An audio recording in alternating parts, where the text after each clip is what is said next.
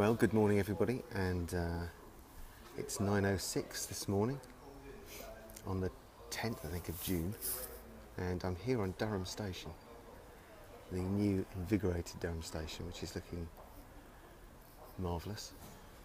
Over there is that's the line down to London, and the curve where Blue Peter a few years ago on the viaduct spectacularly exploded.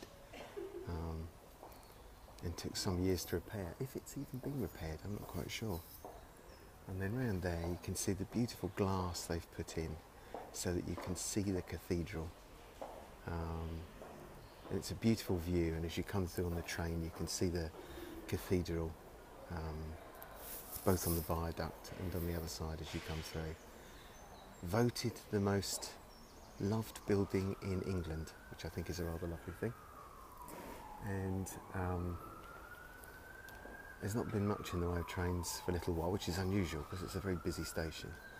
But reportedly there's a merry-go-round train coming through any time now. So I thought I'd just boot this thing up and see if we can see a train coming kind of without warning. Which is quite interesting. That's the line up to Newcastle and in Scotland. The East Coast Main Line, of course. This is the route where the Flying Scotsman and the A3 Pacifics and the A4 Pacifics obviously ran. It's a beautiful sunny morning, and as yet no sign of the freight train. But oh, there he is, and moving at real speed, goodness me. 66,714.